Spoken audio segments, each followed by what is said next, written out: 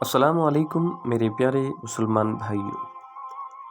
ایک مرتبہ صحابہ رضی اللہ تعالیٰ عنہ نے جناب حضرت محمد صلی اللہ علیہ وآلہ وسلم سے فرمایا کہ کیا ہم قیامت کے دن اپنے رب کو دیکھیں گے؟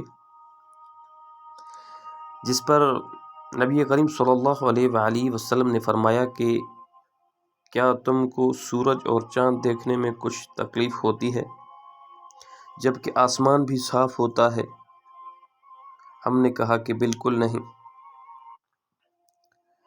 تو نبی کریم صلی اللہ علیہ وآلہ وسلم نے اس پر فرمایا کہ پھر اپنے رب کے دیدار میں تمہیں کوئی تکلیف پیش نہیں آئے گی، جس طرح آپ لوگ سورج اور چاند کو دیکھنے میں نہیں کوئی دقت محسوس کرتے۔ پھر آپ صلی اللہ علیہ وآلہ وسلم نے فرمایا کہ ایک آواز دینے والا آواز دے گا کہ ہر قوم اس کے ساتھ ہو جائے جس کی وہ پوجا کیا کرتی تھی۔ چنانچہ صلیب کے پجاری اپنے صلیب کے ساتھ، بتوں کے پجاری اپنے بتوں کے ساتھ، تمام جھوٹے معبودوں کے پجاری اپنے جھوٹے معبودوں کے ساتھ چلے جائیں گے، اور صرف وہ لوگ باقی رہ جائیں گے جو خالص اللہ کی عبادت کرنے والے تھے۔ ان میں نیک و بد دونوں ہی قسم کے مسلمان ہوں گے، اور اہل کتاب کے کچھ باقی مانند لوگ بھی ہوں گے۔ پھر دوزخ ان کے سامنے پیش کی جائے گی، وہ ایسی چمکدار ہوگی جیسے میدان کا ریت ہوتا ہے، جو دور سے پانی معلوم ہوتا ہے۔ پھر یہود سے پوچھا جائے گا کہ تم کس کی پوجا کرتے تھے؟ وہ کہیں گے کہ ہم عزیز ابن اللہ کی پوجا کیا کرتے تھے۔ انہیں جواب ملے گا کہ تم جھوٹے ہو، اللہ کی نہ کوئی بیوی اور نہ ہی کوئی لڑکا تھا۔ تم کیا چاہتے ہو؟ وہ کہیں گے کہ ہم پانی پینا چاہتے ہیں، ہمیں اس سے سیراب کیا جائے۔ اور ان سے کہا جائے گا کہ پیو۔ وہ اس چمکتی ریت کی طرف پانی سمجھ کر چلیں گے، اور پھر وہ جہنم میں ڈال دیے جائیں گے۔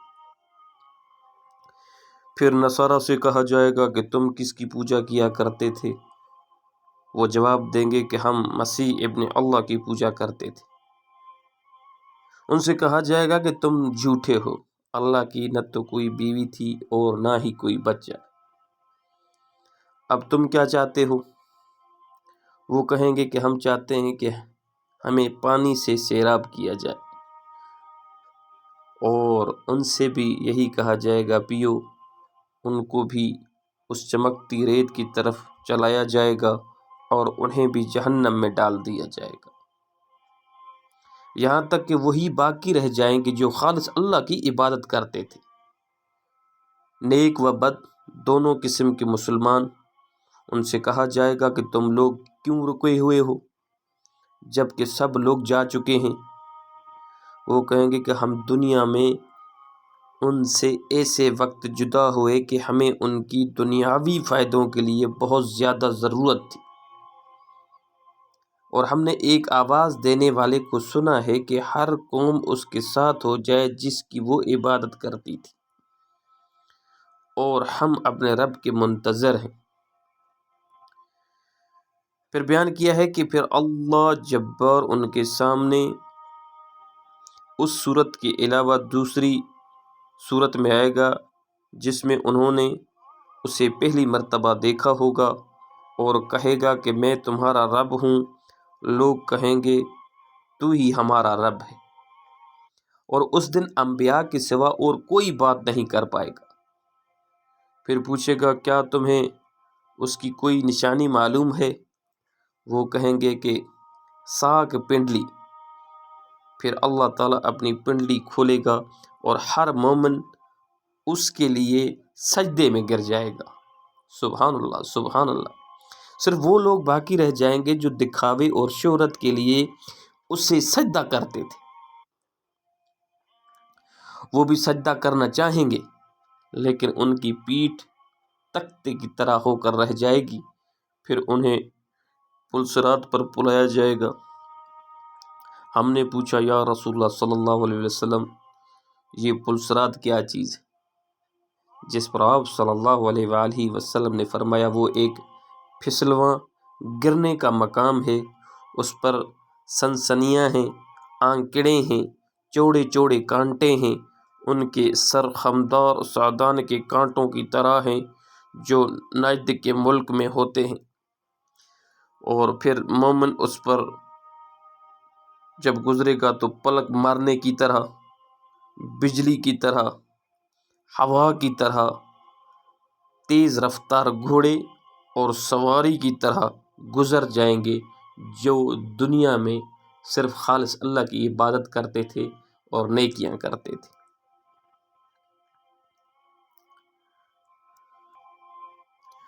ان میں بعض تو صحیح سلامت نجات پانے والے ہوں گے اور بعض جہنم کی آگ سے جھلس کر بچ نکلنے والے ہوں گے، یہاں تک کہ آخری شخص اس پر سے گھسٹتے ہوئے گزرے گا۔ تم لوگ آج کے دن اپنا حق لینے کے لیے جتنا تقاضا اور مطالبہ مجھ سے کرتے ہو اس سے زیادہ مسلمان لوگ اللہ سے تقاضا اور مطالبہ کریں گے، اور جب وہ دیکھیں گے کہ اپنے بھائیوں میں سے انہیں نجات ملی ہے تو وہ کہیں گے کہ اے ہمارے رب،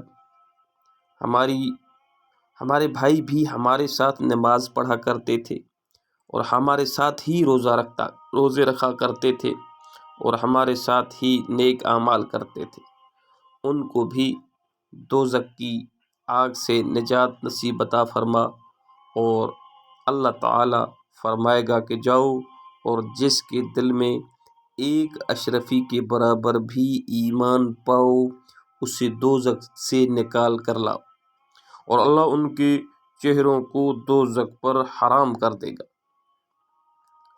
چنانچہ وہ آئیں گے اور دیکھیں گے کہ بعض کا تو جہنم میں قدم اور آدھی پنڈلی جلی ہوئی ہوگی، چنانچہ جنہیں وہ پہچانیں گے انہیں دوزخ سے نکال لیں گے، پھر واپس آئیں گے اور اللہ تعالیٰ ان سے فرمائے گا اب پھر جاؤ اور جس کے دل میں آدھی اشرفی کے برابر بھی ایمان ہو اسے بھی نکال لو، اور اسی طرح جن کو وہ پہچانتے ہوں گے ان کو وہ نکال لیں گے۔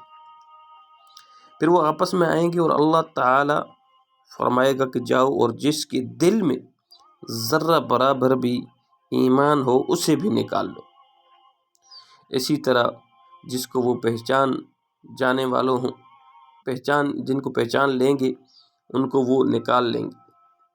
جس پر ابو سعید رضی اللہ تعالی عنہ نے اس پر کہا کہ اگر تم میری تصدیق نہیں کرتے تو یہ آیت میں پڑھوں جس میں یہ ہے کہ اللہ تعالیٰ ذرہ برابر بھی کسی پر ظلم نہیں کرتا، اگر نیکی ہے تو اسے بڑھاتا ہے، اور پھر انبیاء اور مومنین اور فرشتے شفاعت کریں گے کہ اور پروردگار الہی کا ارشاد ہوگا کہ اب خاص میری شفاعت باقی رہ گئی ہے، اور اسی طرح اللہ تعالیٰ دوزخ سے ایک مٹھی بھر لے گا اور ایسے لوگوں کو نکالے گا جو کوئلہ ہو گئے ہوں گے، پھر وہ جنت کے سرے پر ایک نہر میں ڈال دیے جائیں گے جسے نہر آب حیات کہا جاتا ہے، اور یہ لوگ اس کے کنارے سے اس طرح ابھریں گے جس طرح سیلاب کے کوڑے کرکٹ سے سبزہ ابھرتا ہے۔ تم نے یہ منظر کسی چٹان کے یا کسی درخت کے کنارے دیکھا ہو تو جس پر دھوپ پڑتی رہتی ہے اور وہ سبزہ ابھرتا رہتا ہے، اور جس پر سایہ ہوتا ہے وہ سفید ابھرتا ہے، پھر وہ اس طرح نکلیں گے جیسے موتی چمکتا ہوا ہو، اس کے بعد ان کی گردنوں پر مہر کر دی جائے گی کہ یہ اللہ کے آزاد کردہ غلام ہیں، اور انہیں جنت میں داخل کیا جائے گا۔ اہل جنت انہیں اتقاء الرحمن کہیں گے، اور انہیں اللہ نے بلا عمل کے جو انہوں نے کیا ہو اور بلا خیر کے جو ان سے صادر ہوئی ہو جنت میں داخل کیا ہے، اور ان سے کہا جائے گا کہ تمہیں وہ سب کچھ ملے گا جو تم دیکھتے ہو اور اتنا ہی اور بھی ملے گا۔ سبحان اللہ، سبحان اللہ، ہمارے اللہ پاک کتنے غفور الرحیم ہیں۔ تو اللہ پاک ہمیں ان تمام تعلیمات پر عمل کرنے کی توفیق نصیب عطا فرمائے، اور ان احادیث کو دوسروں تک بھی پہنچانے کی توفیق نصیب عطا فرمائے۔ آمین یا رب العالمین۔